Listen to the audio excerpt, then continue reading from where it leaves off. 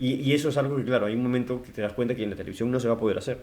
Ese para mí es la mayor conquista que puede tener un artista, de lograr generar ese tipo de puentes. Mi mamá falleció hace unos 4 años. Uh-huh. Si yo quisiera explicar lo que se sintió, no me basta decir, oye, fue horrible, fue un sufrimiento, fue dolor. Si te das cuenta, esas 3 palabras son meramente palabras. Y si la respuesta es sí, hay que avanzar incluso contra el mundo. ¡Bienvenidos!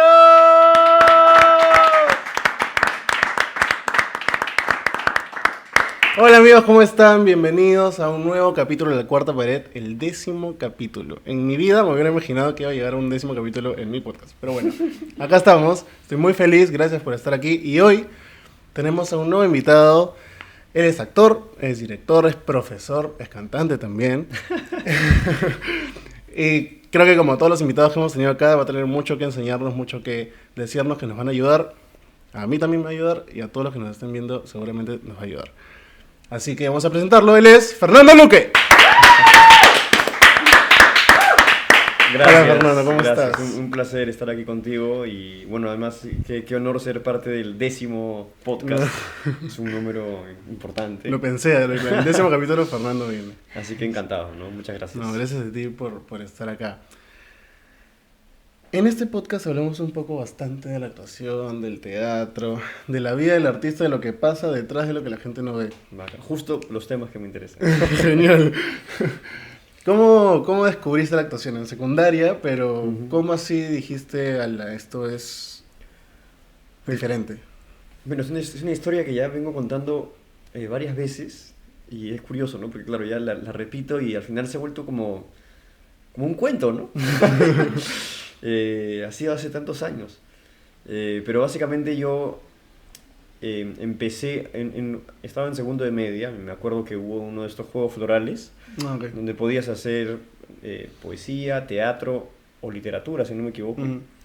Y yo, o sea, por azar en realidad, dije, bueno, vamos a ver, me metí a hacer teatro y me llamó la atención, hicimos unos monólogos como audición y me convocaron.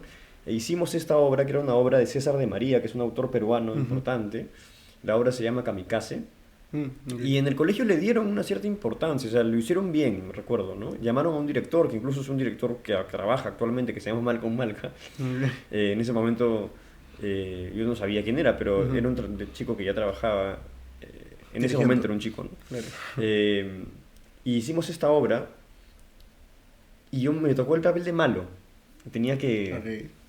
Había un momento en el que me ponía muy intenso y como que tenía que ¿Y era el cosas papel que horribles a mi querías? hermano. ¿Ah? ¿Era el papel que querías? No recuerdo si era el papel que quería o no. Recuerdo que en un momento ya lo estaba haciendo y me gustaba porque era un papel chévere. Y me acuerdo que en un momento tenía que ponerme muy intenso y decirle cosas horribles a mi hermano. Y sentía que me salía. Okay. Sentía que me estaba cómodo y que funcionaba. Cosa que no había sentido en otras cosas, ¿no? Como en el deporte, donde a pesar del tremendo esfuerzo que realizaba, porque de verdad me esforzaba un montón, hice fútbol, hice básquet. En atletismo sí me iba bien, porque era rápido y tenía resistencia. Pero no tenía, en fútbol y básquet, por ejemplo, a veces era muy torpe en la parte técnica. Entonces, o sea, entraba al equipo, me valoraban hasta cierto punto, pero no destacaba, ¿no? Y tampoco era titular. Y en teatro de pronto me sentí como rápidamente, sentía que los esfuerzos que hacían tenían frutos mucho más inmediatos, mucho más interesantes, y me sentía más cómodo, básicamente, me sentía más tranquilo. ¿Era en tu cole particularmente, era como un taller que tenías que llevar o tú lo elegiste así? O sea, eso fue Juegos Florales, fue una experiencia, no era un taller. Era un evento, o sea, de Juegos Florales. 2 meses, 3 meses. Duró, sí, lo que duró el montaje de la obra. Y luego, en tercero de media, hicieron una convocatoria para hacer impro. Okay. Y me metí y entré al equipo. Y ahí también empecé, también me costó, porque impro no es lo mismo que hacer teatro y tampoco es que yo sea el ingenio hecho hombre, entonces o sea, no es tan fácil de pronto entrar al escenario y empezar a soltar ideas. Sí, claro, sí. Y me costó, pero finalmente lo fui logrando y logré entrar al equipo y estuve 1 año, 2 años, hasta 3 creo, haciendo impro. Y eso me dio una cancha importante, Claro, ¿no? es clave a veces, Sí. sí. Y además se mezcló con que, justamente porque empecé a hacer impro, un amigo que además voy a ver ahora porque vive por acá, me dijo, oye, tú haces impro, ¿no? Quiero entrar a Rocking Bembos. ¿La haces? ¿Y tú cantas? Y le dije, pero yo no canto. Y me dijo, no, canta nomás, o sea, improvisa, me dijo. Y lo hice. Le dije, ya, vamos. Y esa fue la primera vez que cantaste. Y ahí empecé a cantar con este pata, que sigue siendo un grandísimo amigo, y con un grupo de amigos que estaban ahí. ¿Y así se Y, formó tu banda o cómo? no, así empezó una banda, que, Ah, ya, que en un ok. momento se llamó The Woodhouse, Ok. pero que duró solamente la etapa colegial. Pero fue exitoso, o sea, aunque no lo creas, o sea, llegamos a una final de Rock in Bembos. Lo que pasa es que yo no cantaba, o sea, sí aprendí a cantar un poco, pero lo que más le metía era como, no improvisación, pero, o sea, como que perfo, ¿me entiendes? Ok, Le claro, metía, sí, le sí, metía, sí. me Sí, gustaba. no, increíble. Y ya. Te preguntaba lo de si tú lo elegiste, porque a mí particularmente en el colegio me pasaba, que creo que ya no es tanto así ahora, pero a mí me pasaba que estaba ese estereotipo de que teatro, ¿no? Qué vergüenza, cómo vas a hacer teatro. Sí, un poco. Y a mí me pasaba, y por eso yo nunca hice ningún taller de teatro en el colegio. Yo hacía fútbol y Claro, fútbol claro. y solo fútbol. Eso era lo chévere. Sí, claro, exacto. Y de hecho, yo me di cuenta que me encantaba la actuación y el teatro cuando salí del colegio. Claro. Entonces, tú que lo llevaste en el colegio y que tuviste esa experiencia que fue tu primer encuentro con el teatro, ¿qué tan diferente hubiera sido para ti si por ahí te dejabas llevar por este tabú de que el teatro es qué vergüenza y no lo hacías? Bueno, o sea, ahora que lo dices, yo me acuerdo que cuando hacíamos impro al inicio, en tercero o cuarto de media, o sea, había, sí, un cierto rechazo por parte, sobre todo de la gente chévere, ¿no? Claro. Y te fregaban, te decían cosas horribles, es papaos. Sí, sí, O sea, hay un momento en el que, claro, tú estás ahí y ya, pues, o sea, también afrontas, ¿no? Mm, Y creo que en ese sentido, no solo en la impro, sino también por ejemplo, con la banda, tuvimos un par de conciertos, en ese caso sí, verdaderamente vergonzosos, de los que aprendes, porque es como, pucha, te enfrentas, haces el ridículo, y pasa un rato que duele, y luego te das cuenta que no pasa nada, claro, sí. no pasa nada. Y que lo puedes volver a hacer. Obviamente vas a tratar de que no salga así, ¿no? Pero es como que te das cuenta que incluso si pasara algo como que no sale bien, es meramente parte de un proceso, ¿no? Y en ese sentido sí me alegra haberme mantenido firme y perseverante en la búsqueda de lo que en ese momento me gustaba, ¿no? Y luego salí del colegio y me metí allá a talleres más profesionales. Y ya con la cancha, creo yo, que había conseguido antes, como que logré salir adelante rápidamente y encontrar una chamba por ahí Claro. y ahí empieza también, ¿no? En la Sí, cancha, sí, ¿no? sí, sí, no, lo decía porque claro, a mí me pasó y seguramente de repente hay alguien que pueda estar viendo esto que de repente le pasa también de que siente esta presión de no, ¿cómo vas a hacer teatro? Qué vergüenza y no lo haces y luego te terminas arrepintiendo. Pero justo de lo que mencionabas, saliste del colegio, ¿cómo dijiste? Porque incluso es un tabú aún mayor el dedicarte a la actuación. ¿Cómo dijiste tan rápido, ni bien saliste del colegio, yo voy a hacer esto y me voy a dedicar a esto? Bueno, yo tuve la suerte de que mis padres tampoco se oponían. Sí querían que lo estudie en la universidad. O sea, ese era un requisito, que Claro, al final, que lo cumplí un rato.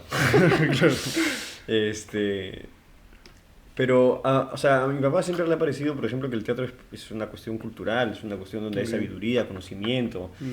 eh, él es abogado, entonces también creo que entendía un poco cuál es el potencial del teatro y nunca se opuso, nunca le pareció que era como un trabajo menor, ni mucho menos. Eso en ese sentido ayudó.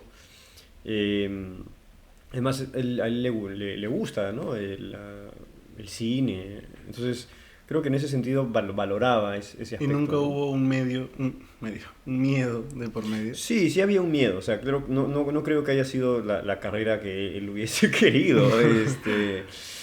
Pero nunca se opuso, ¿no? Y creo que también, ya yo tuve la suerte. O sea, yo entré a la universidad y entré al taller de Roberto. Entonces, Claro, sí, yo estaba por en la eso. universidad y además estaba estudiando comunicaciones. Ah, ¿hacías universidad y taller de Roberto a la Claro. vez? Sí, o sea, es que el taller de Roberto era un taller compatible con un trabajo o con una carrera. Ah, mira. Él te lo recomendaba incluso, ¿no? Es la primera vez que alguien me dice eso. Sí, Porque claro. usualmente Con las personas que he hablado del taller de Roberto me dicen, llevar el taller de Roberto es para solo llevar el taller de Roberto porque no te da emocionalmente para llevar otra cosa. No me parece que exagera. O sea, o sea, incluso el taller que yo doy ahora, que de alguna manera, o sea, hereda varias cosas de Roberto, también estoy haciendo nuevas cosas, etcétera, porque el tiempo pasa, y también tengo mi propia manera de ver el teatro, pero yo les pido a los alumnos que estudien aparte. O sea, o en todo caso que trabajen, ¿no? Pero, claro. O sea, está hecho. Obviamente sí tiene que ser una prioridad. Eso sí. O sea, no puede ser una cosa que esté como, ya, un hobby. O sea, si lo tomas como un hobby, efectivamente va a quedarse como un hobby. Exacto. Pero sí es un taller que se puede perfectamente complementar con una carrera o con un trabajo. Sí, sin duda. Mira, y no llevaste solo el taller de Roberto, llevaste también el de Alberto Isola, me parece. Sí, pero después, o sea, eso no fue paralelo. Claro. O sea, primero hice el de Roberto, mientras estaba en la de Lima en ese momento, y por tanto, claro, yo imagino que también, es que el tránsito, así, o sea, yo estaba estudiando en un taller, el cual mis papás no tenían ningún problema, les parecía chévere, claro. Pero al mismo tiempo estaba en la universidad, imagino que eso les daba un cierto alivio, claro, ¿no? Una cierta paz interna, ¿no? Y yo estuve en la universidad, estuve en la de Lima un año y me cambié a la Católica para estudiar filosofía, supuestamente. Okay. Y estuve ahí 2 años. ¿Por qué supuestamente? No, o sea, bueno, era o sea, sí, ¿no? O sea, era lo que iba, era lo que salía en la matrícula. Claro. Y estuve en la Católica 2 años, en generales, y ahí fue donde, claro, fueron 3 años, ¿no? Y en esos 3 años yo ya creo, sí, había conseguido algo en la televisión. Okay.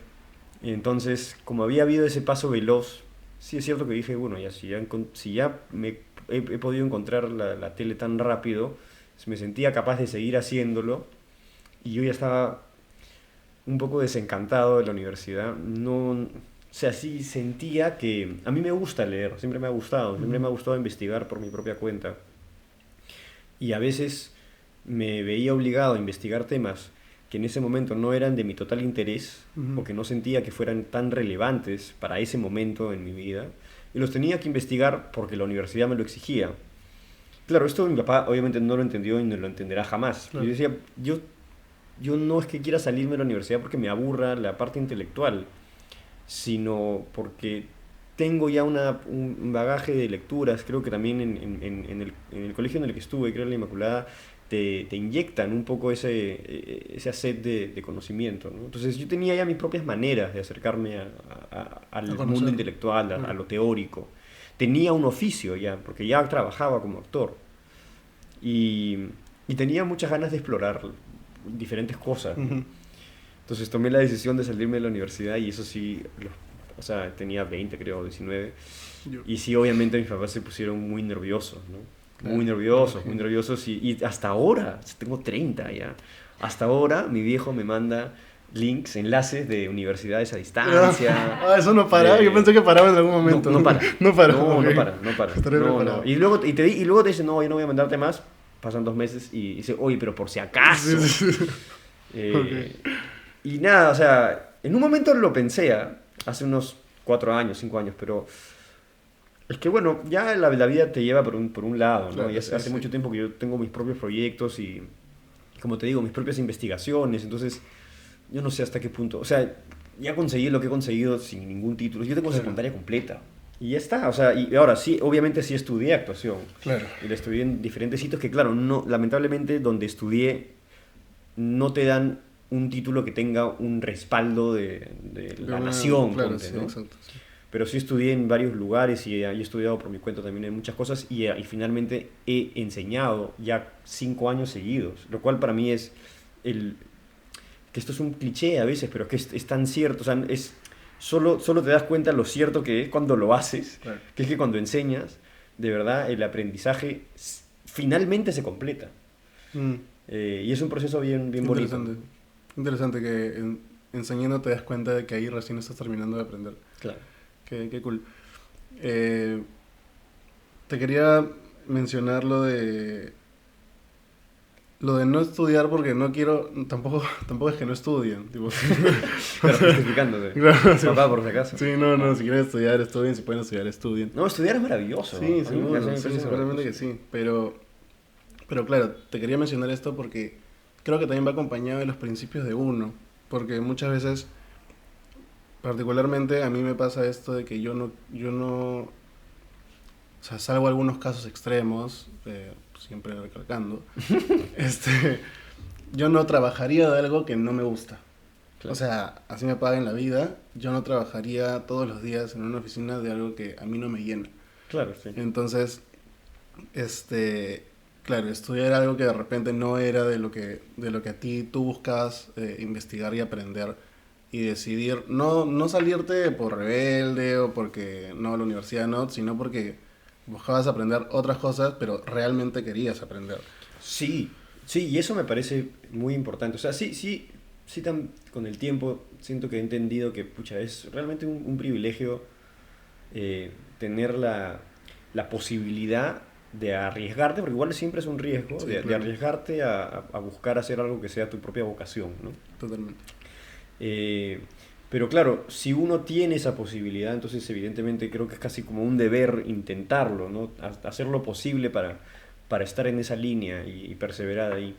Por ejemplo, una de las cosas que yo les recomiendo mucho a los alumnos que tengo ahora en la vaca multicolor, y en general cuando me preguntan, o sea, uno, uno tiene que hacer todo lo posible si está en su vocación, por investigar lo más posible y sumergirse por completo en la materia en la que te estás interesando. O sea, en el caso de Ujú. la actuación, por ejemplo, o sea, yo he hecho lo posible por investigar a la mayoría de autores relevantes y sobre todo por tratar de aplicarlos y de interiorizarlos y de vivirlos también en mi carrera personal, ¿no? Y además también complementarlo con una set de conocimiento que ya excede el teatro, ¿no? O sea, por ejemplo, me interesa también cuestiones de filosofía, de política, de teología incluso, y se vuelve apasionante la recolección de conocimiento, se vuelve un viaje, una aventura bien, muy hermosa, ¿no? Y que además, si lo que quieres ser es ser artista, necesitas también no solo conocer de tu propia materia, sino también conocer de las otras artes, o sea, por ejemplo, saber de pintura, saber de escultura, no necesariamente de saber pintar, ¿eh? Sino Claro. saber de historia del Ujú. arte. Aunque si sabes pintar mejor, saber de cine, saber de música, explorar música extraña, no solo quedarte con la que te gusta, sino tratar de ir a música más antigua y que quizá te pueda dar diferentes maneras de ver las cosas y vas como generando tu propia cartografía, ¿no? Un propio mapa de qué cosa te gusta, qué cosa te importa y, y recién ahí es que puedes empezar a construir un discurso, que es al final lo que va a sostener tu arte, ¿no? ¿Qué tan importante para ti es esto? Es el conocimiento y el sumergirte en el rubro en el que te estás dedicando, porque muchas veces en la actuación y en el rubro del actor o de la actriz es llevar talleres, técnicas, buscar maneras de cómo abordas un personaje, de cómo construyes una historia, pero es muy práctico todo. ¿Qué tan Claro. importante para ti como profesional es la teoría también?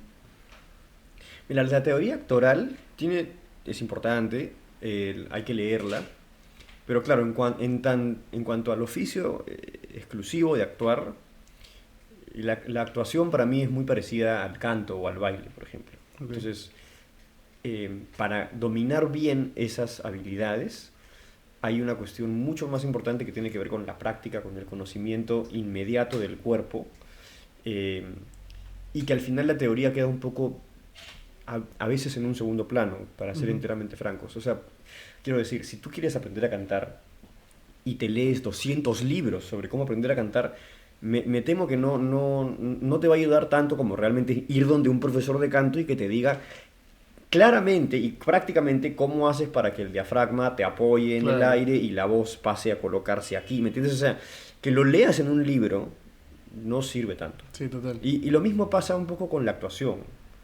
O sea, cuando hablamos de... Hay teorías, ¿no? Bueno, y hay que manejarlas, saber qué cosa es la acción dramática, el objetivo, la estrategia, etcétera.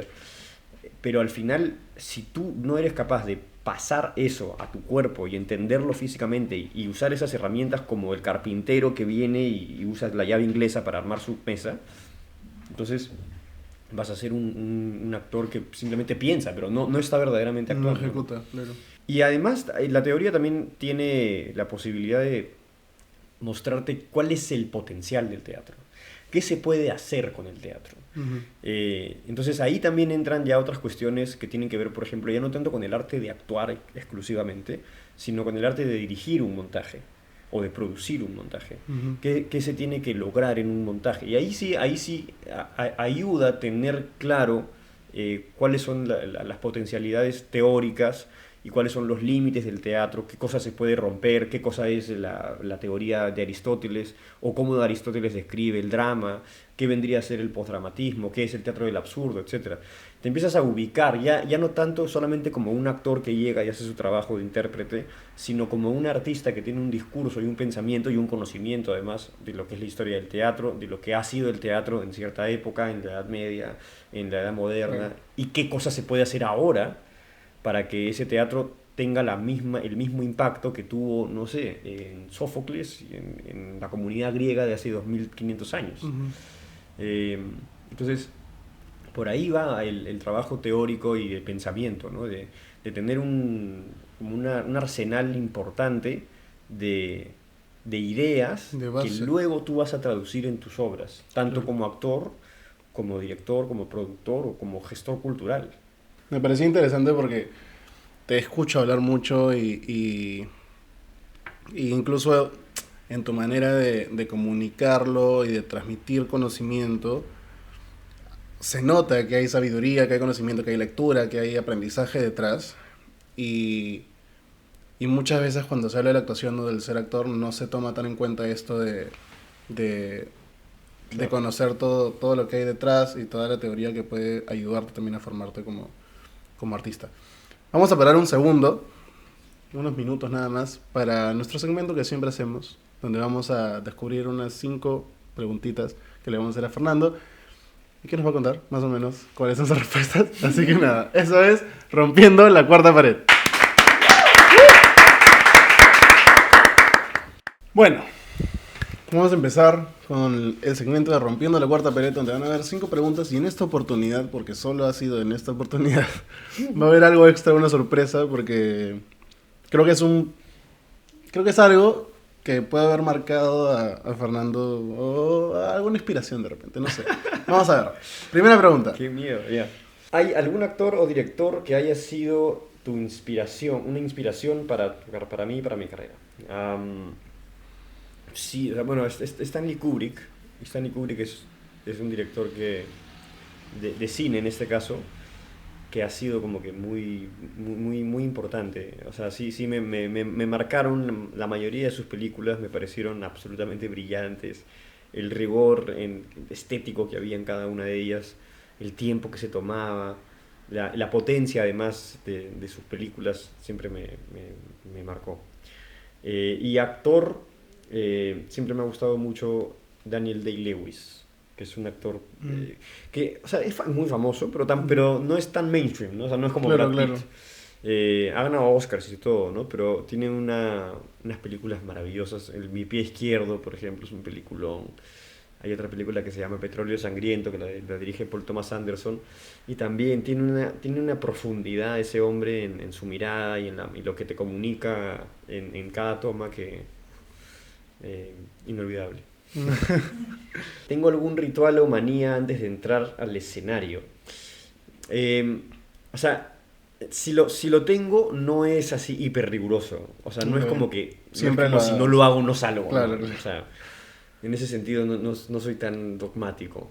Pero por lo general, no me siento cómodo si entro al escenario sin haber hecho ejercicios de voz. Ok. O al menos algo con mi garganta, ¿no? Ok, No sé, ok. quizás es una manía, no sé, hacer gárgaras de sal, tomarme agua con kion, hacer cosas con colocar la voz, etc. Porque transmite cierta seguridad también a la hora de... Sí, o sea, eso me hace sentir seguro. Claro, claro, sí, Sí. total.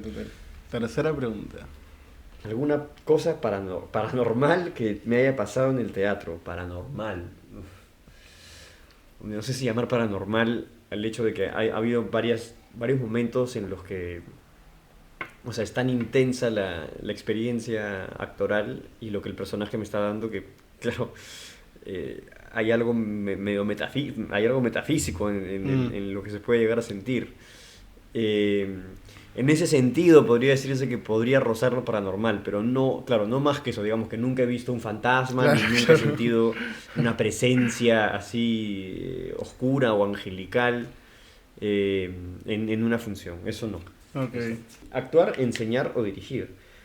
Uf, es una pregunta complicada. O sea, o sea, como que si tuviese que elegir una de las tres. O, no sé, ponlas en un top 3.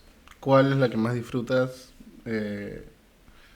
hacer o la que sientes más importante? En este momento de tu vida, al menos. En este momento de mi vida, creo que porque he estado actuando y enseñando un montón, me provoca mucho dirigir.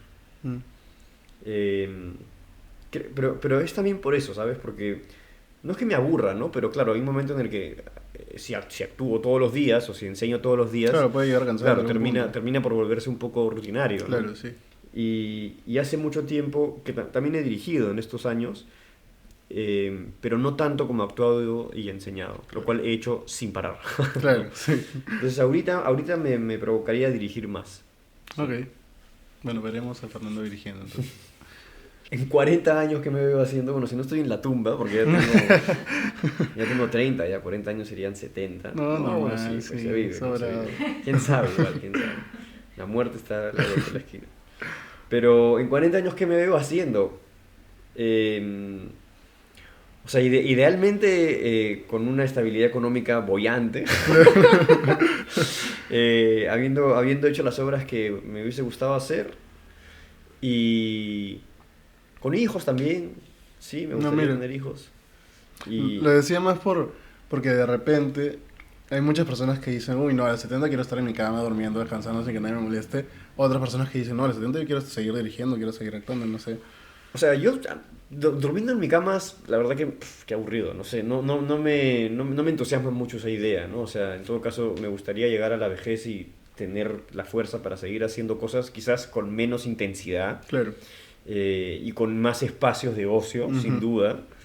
Pero sí me gustaría seguir actuando. Lo bonito de la actuación es que es una carrera, la diferencia, por ejemplo, del baile, que claro, que ya se va Claro. volviendo más difícil. Porque, sí, O no sé, la carrera de un futbolista, qué sé yo.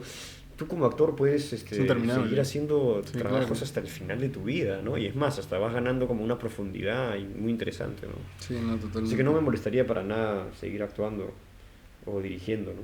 Ahora, el bonus track. Esto diferente que vamos a ver. Vamos a ver, está aquí Sí, también. está ahí Ya. adentro. Ah, ya, ok. Dios mío. ¿Qué es esto?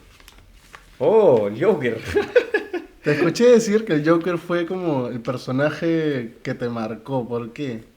Bueno, El primer personaje que te marcó. ¿Por qué?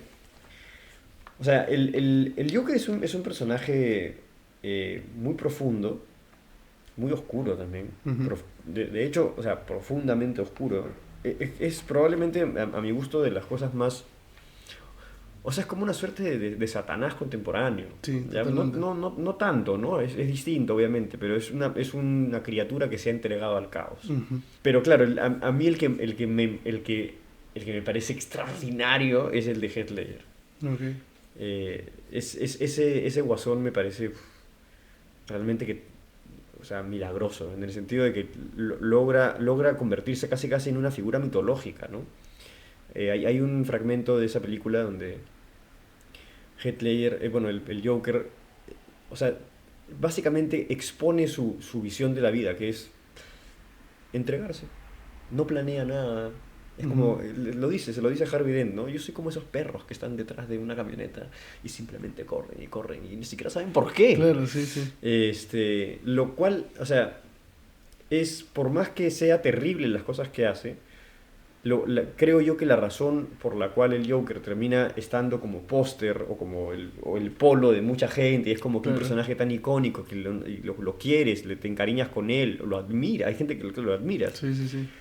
Creo yo que es porque inevitablemente, primero que los polos se tocan, ¿no? Los extremos se tocan. Ujú. Entonces, cuando alguien se entrega de ese modo al caos, al final también encuentra una libertad hasta cierto punto parecida a quien se entrega, por así decirlo, a la luz, ¿no? Claro.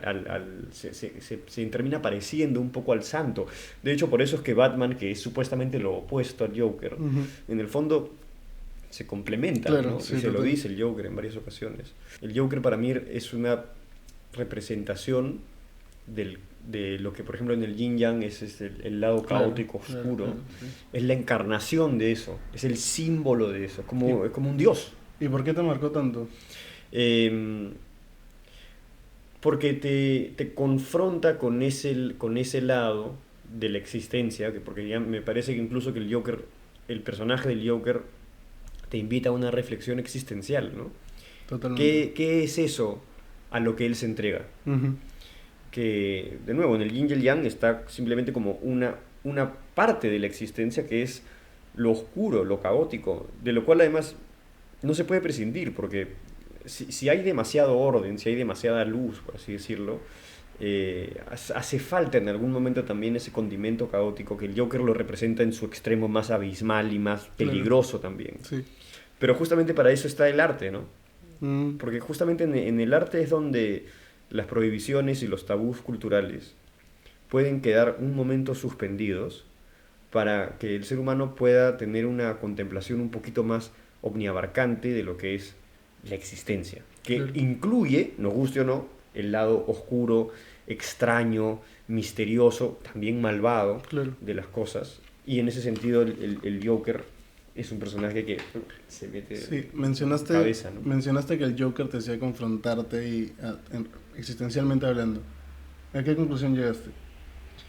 Em,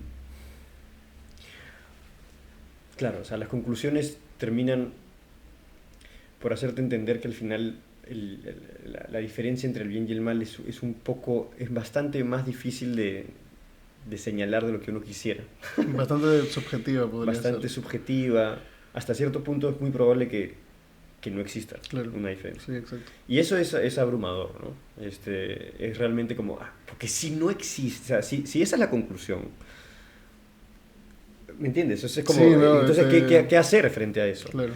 Y yo no tengo la respuesta en absoluto, pero en todo caso me parece que una obra de arte como estos personajes, en los que también está incluido Joaquín Phoenix, Ujú. por supuesto, y también Jack Nicholson, que hace un maravilloso Joker en una película que no es maravillosa para nada. Eh, te confrontan con eso, es como, ¿podrá ser que la verdad al final sea que no hay bien y mal? Claro. Y si lo fuese, entonces, ¿qué significa? Y nunca terminas de encontrar Claro, una claro. respuesta. Entonces, ¿sabes? Como, ¿qué significa? ¿Qué vas a hacer? ¿Significa que vas a hacer estupideces y vas a cometer crímenes? No creo, porque o sea, Claro. serías un idiota, ¿no? Sí, sí, total. Pero ¿qué significa? Entonces, la pregunta te pone en una situación que creo yo te obliga a resolver esta pregunta en la intimidad. De cuestionarte, ¿no? claro. Y Sí. preguntarlo y ver qué haces. Y termina todo siendo de manera muy personal porque cada uno lo toma y lo recibe de una así es, manera así es. diferente. Qué interesante, qué interesante. Creo que nunca habíamos tenido esta profundidad en algún tema con algún otro invitado. Un pero, insight. pero Por el décimo, increíble. por el Sí, décimo. por décimo supuesto, día. por supuesto. Aparte, creo que todos en algún momento nos hemos cuestionado todo esto y Claro. seguramente lo vamos a seguir haciendo. Claro que sí. Así que, nada, bueno, vamos a cortar el segmento para seguir hablando porque todavía hay unos temas más. Esto fue Rompiendo la Cuarta Pared. Bueno, esta ha sido Rompiendo la Cuarta Pared. Creo que ha sido preguntas bastante chéveres. Nunca habíamos hecho esto de un personaje. Vamos a hacerlo más seguido porque la verdad que está bien interesante. Pero bueno, en todo tu camino como artista, como actor, sobre todo, llega un momento que creo que es el momento que en la fantasía y en el sueño del querer ser actor, todos lo buscamos, que es tener un personaje, un protagónico, un personaje en una serie de televisión. Te llevó de vuelta al barrio. Sí. Bueno, efectivamente, tener la posibilidad de entrar a esta carrera y en un momento que te den un protagónico en una serie, digamos que está en horario estelar de la televisión de tu país, evidentemente es un privilegio y es algo que en un momento me tocó vivir y con lo cual estoy muy agradecido. O sea, aprendí mucho en el camino. Y claro, o sea, en ese sentido fue una experiencia con la que también luché en alguna medida, porque yo también quería hacer otras cosas. Ujú. Pero finalmente, o sea, fue una experiencia de la que no me arrepiento en absoluto, ¿no? Sientes que fue gratificante, que que era lo que esperabas o te sentías más seguro en el teatro en otros lados? O sea, siempre he sentido que en el teatro he podido explorar una serie de cosas con mayor libertad y con mayor profundidad de lo que a veces me ha ofrecido la televisión. Ujú. En el caso del cine, ha habido una última película que grabé que sí me permitió explorar justamente lo que me gusta explorar, que es como temáticas artísticas que me interesen a mí personalmente, ¿no? Ajá, Entonces, a veces como actor uno se ve un tanto restringido, porque obviamente tienes que estar al servicio de la idea de otra persona, ¿no? claro. Y eso a veces es muy gratificante y a veces también sientes Limitante. que hay como limitantes, sí, te restringe. Y a veces como que sientes que puedes estar como en una lucha con la sensación de que no es exactamente lo que tú querías hacer o decir.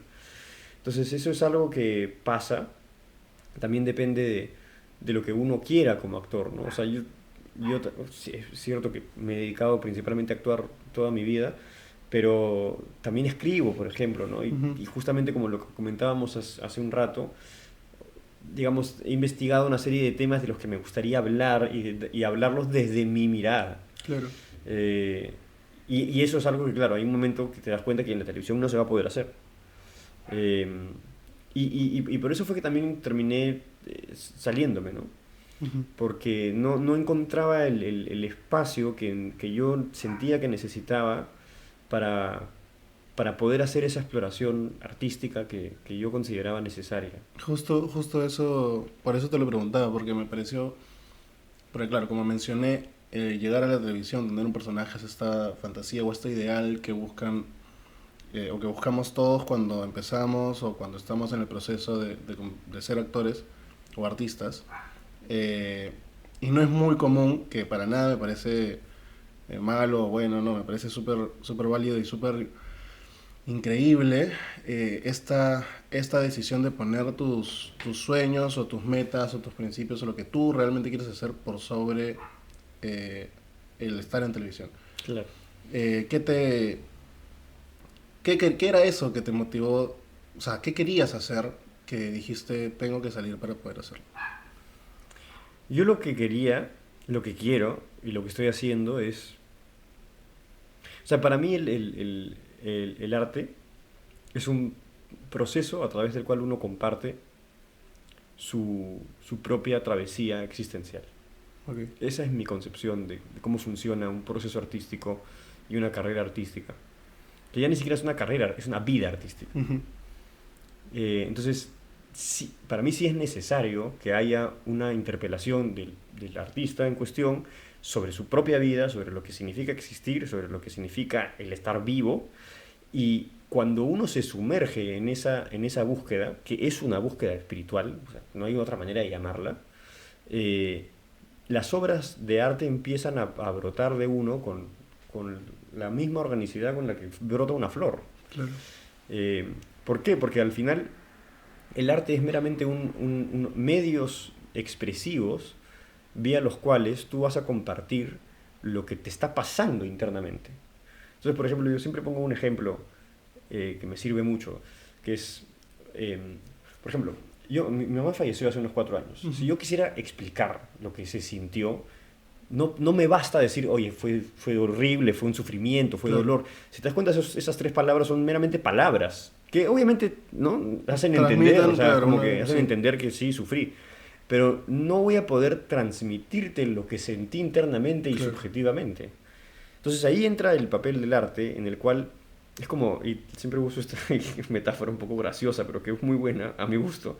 Entonces, si tú te acuerdas de estos jarrones de Scooby-Doo, Sí, claro. que Shaggy sacaba, Sí, sí, gritaba sí. y metía el grito, Claro. de modo que cuando alguien lo abría, el grito salía Ajá, exacto. ajá. Eso es absurdo, eso no tiene ningún sentido Claro, lógico, sí, ¿no? claro, pero... Ya, para mí el arte funciona de una manera un tanto parecida. Tienes tu pintura, tu obra de teatro, lo que sea, y tú gritas ahí tu vivencia. La encapsulas, la momificas casi. Uh-huh. De modo que cuando alguien viene y abre tu obra de arte, que puede ser una obra de teatro o una pintura, abre y debería, si la has hecho bien, debería estar intacto esa emoción que tú viviste. Claro. y la emoción ya no meramente como palabra de sufrimiento, dolor o felicidad extrema, sino como verdaderamente algo que impacte Ujú. al espectador y que le haga entender emocionalmente lo que te Exacto, sí. ocurrió. Desde su sensibilidad. Claro, exacto, ¿no? Que la experiencia, el contenido de vida que tú tuviste, se lo trasladas a la otra persona y se genera un puente Claro. de comunicación fundamental. Que es más curioso aún porque no es visible, ni Claro. es, o sea, o sea, no es auditivo tampoco, es totalmente sensible, literal. Así es. Entonces, ese para mí es la mayor conquista que puede tener un artista, de lograr generar ese tipo de puentes. Y para lograr generar ese tipo de puentes, primero tienes que haber vivido. Es decir, no solo, o sea, las cosas te van a ir pasando, pero cuando te pasan tienes que verdaderamente como que beberte el trago entero de la vivencia, ¿no? Claro.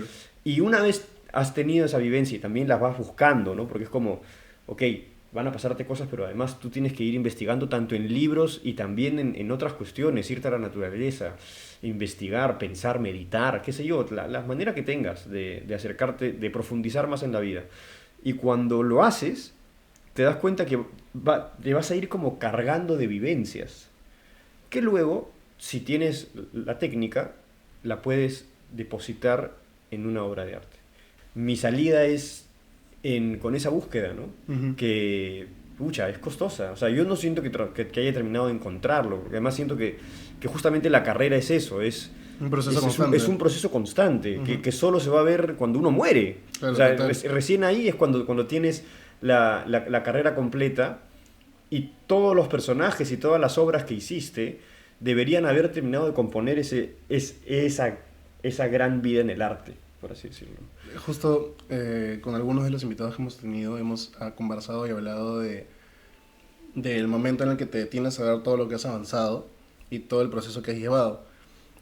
Y claro, siento que es importante tener esos momentos donde te detienes a valorar todo lo que has hecho, pero pensándolo también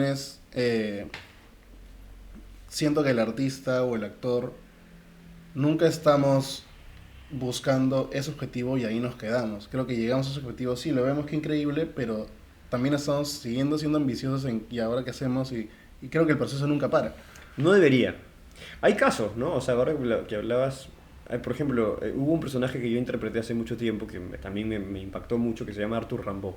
Arthur Rimbaud era un genio de la poesía, que a los 19 ya había compuesto todo el corpus de poesía que ha legado a la humanidad, y a los 19 dejó de escribir. Mierda. Y dejó de escribir para irse a ser un comerciante de esclavos, además, o sea, como que algo nada Claro, como que nada virtuoso, orgulloso, ¿no? sí, O sea, no. sino a ser un hombre que vivía en África y hacía cosas, un comerciante de cosas normales y de cosas Claro. un tanto como que no tan virtuosas. Claro, sí, sí, sí. Y dejó el arte por completo, ¿no? Y siempre, o sea, guardó silencio y siempre ha sido un tema de investigación de por qué un hombre con tremendos dotes Claro. literarios, impresionantes, Lo deja ahí. lo abandonó de un modo tan abrupto, ¿no? Y tan radical, porque no volvió a escribir una sola línea. Sería muy interesante preguntarle por qué.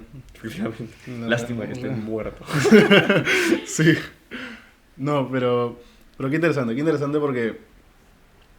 porque a veces es tan complicado, o para mí en algún punto fue tan complicado, y creo que para muchas personas, explicar por qué nos dedicamos a esto, por qué hacemos esto, qué nos lleva a dedicarnos a esto, y a veces expresarlo con palabras es imposible.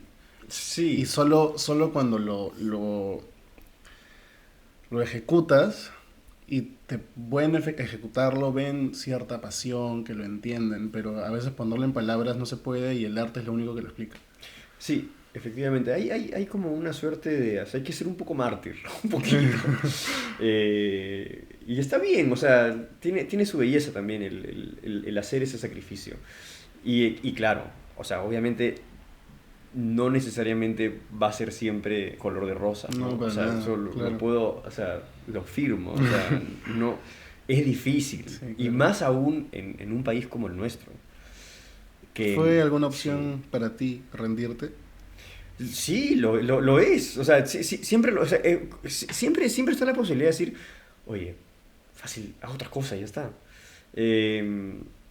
Y Y siempre está ahí, o sea, es que la puerta siempre está ahí, ¿eh? Claro, La puerta va a acompañarte hasta el final. Entonces, si la tomas o no la tomas, tiene que ver con que todavía te queda como que verdaderas ganas, ¿no? Ujú. Yo me imagino que, o sea, si yo no tuviese las ganas de seguir, finalmente, obviamente que tendría que dejarlo. Claro. O sea, si yo sigo esforzándome y hago lo que hago, es porque en verdad, al final, sí siento que vale la pena.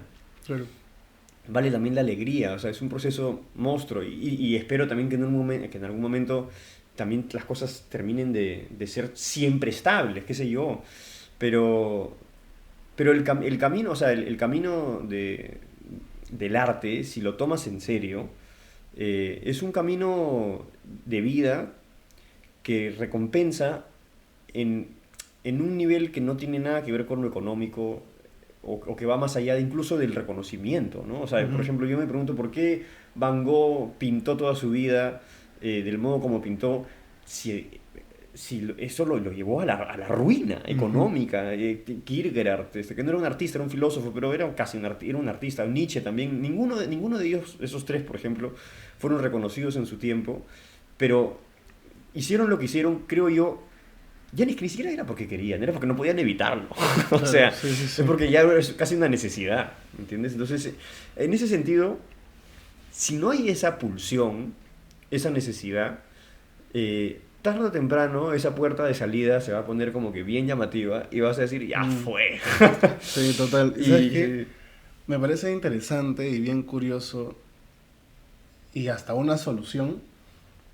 Y te lo pregunto porque, o te lo pregunté lo de la puerta, si fue opción renunciar, porque creo que, sobre todo cuando inicias, siempre está la puerta, siempre está mucho más ahí presente, siempre está la opción de mejorar otra cosa, es más seguro. El que tú nos digas y que le digas a la gente que es completamente normal y que te va a acompañar hasta el final de tus días, claro. creo que le puede dar mucha paz a las personas que lo están mirando y que es completamente normal y que no es como que no sirves para esto y por eso tienes esa opción, no, o sea, de repente es simplemente porque es una carrera complicada, porque es una carrera donde demanda mucho la emoción y muchas cosas que a veces te hace pensar en ir por otro lado, pero no necesariamente porque no seas capaz. Y lo que me da mucha curiosidad y me causa mucha impresión es que este conocimiento que tú tienes de tantos artistas y de tantos filósofos, pintores, etcétera, que han pasado por experiencias, explicabas lo de Van Gogh, de que hizo maravillas, pero que lo llevó a la ruina. Mental también, ¿no? Claro, O sea, total, no solo total. económica. O sea, tantas experiencias así de gente tan exitosa y que hoy son un ejemplo que son completamente normales. Y a veces por no conocerlas, crees que lo que te está pasando a ti, solo te está pasando a ti Claro. y algo te está pasando. Pero en realidad le ha pasado a tanta gente de que ahorita si tú tuvieras ese conocimiento, ahorita te das cuenta, bueno, esto le pasó a tal y sí, así que no pasa nada, puedo seguir. Claro. ¿Me entiendes? Aparte, entonces creo que ese conocimiento termina siendo más que solo conocer, termina siendo hasta una autoayuda. Sí, definitivamente hay mucho de terapia en el arte. Pero como dice un gran amigo que se llama Andrés, el arte es supraterapéutico. Mm, O sea, no solo te cura, sino que además termina dejando una estela de obras sí, que total. luego otras personas pueden utilizar y no solo sentir también una curación, sino simplemente admirarse por la belleza de la obra misma, ¿no? O sea, como una flor, ponte, ¿no? Y en ese sentido, ya si nos estamos dirigiendo también a personas que están como que entrando a este camino, hay un libro maravilloso que se llama Cartas a un joven poeta, de Rilke, que siempre se lo recomiendo a quien quiera que esté empezando un camino artístico.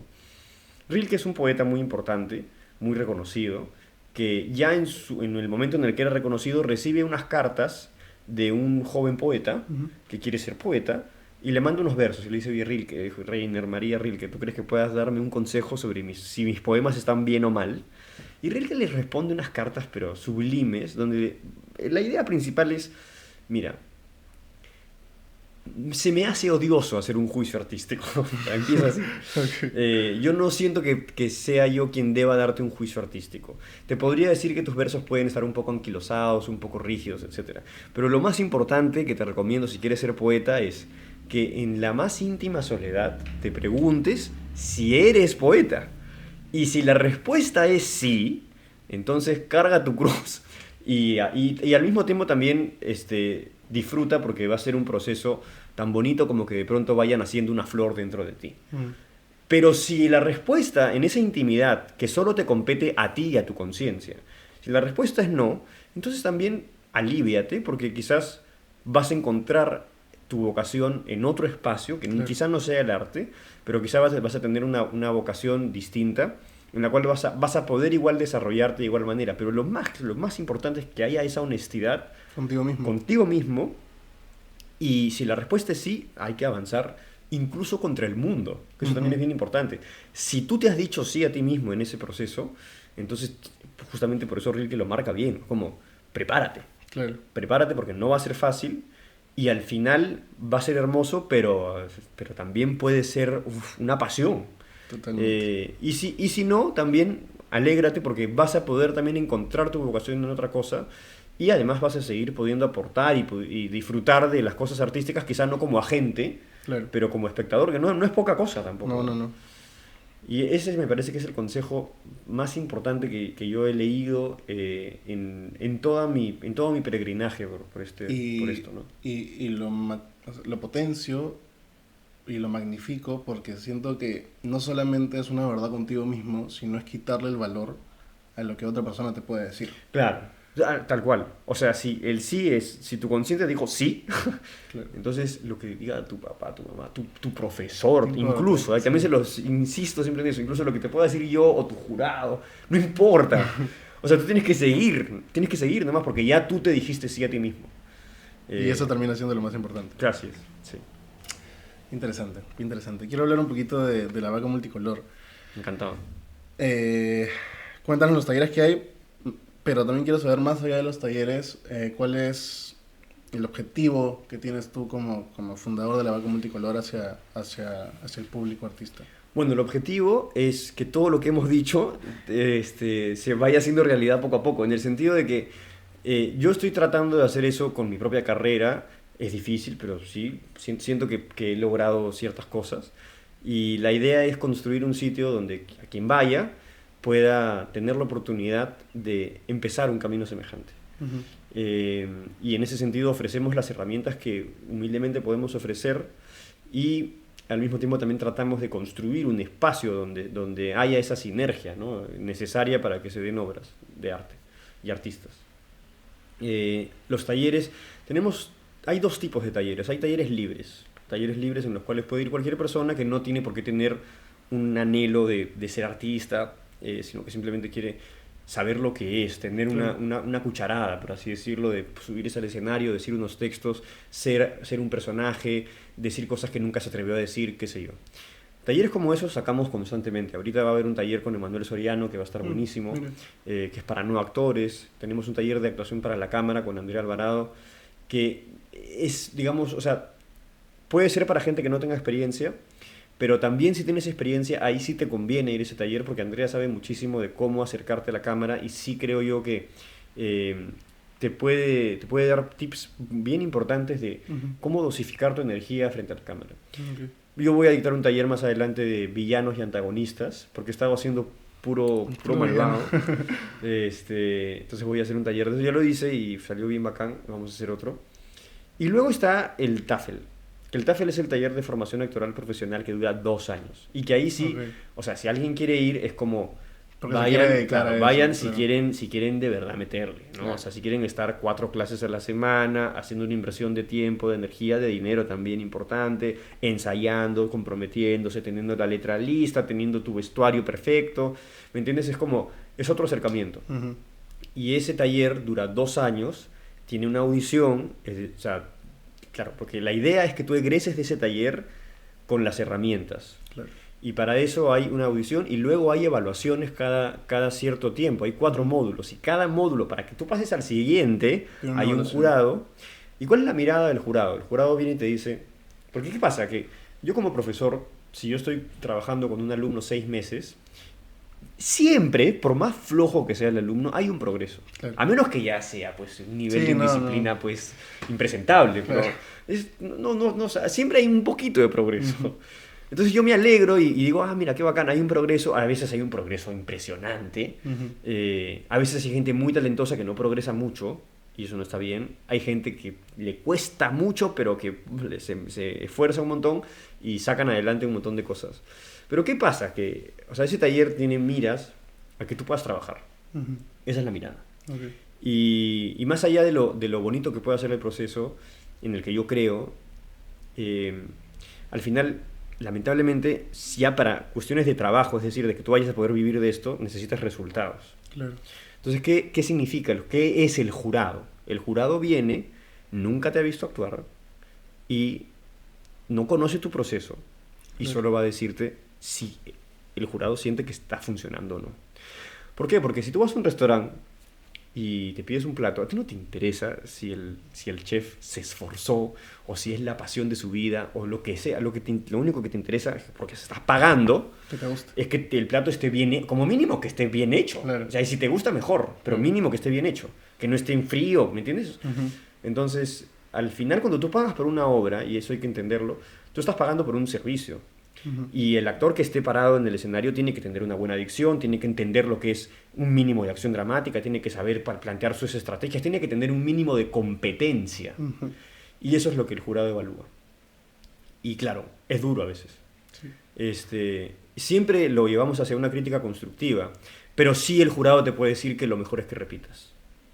¿Por qué? Porque si quieres ser un actor profesional, tienes todos estos ítems, ponte, no sé, escucha, particularización de la palabra, estrategia, falta de matices, etcétera, que no se están cumpliendo y por tanto si pasas a un siguiente nivel, no vas a haber logrado dominar esto y vas a enrollarte en lo que viene y vas a egresar sin las herramientas. Claro.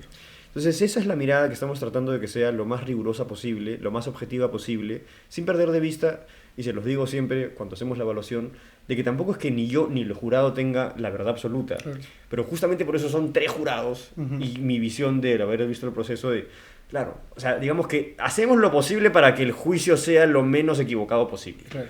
¿Me entiendes? El margen de error sea... Así es. Entonces puede que sea un error, pues posible, pero claro, hago el mayor esfuerzo para que el rango de error sea mínimo. Claro.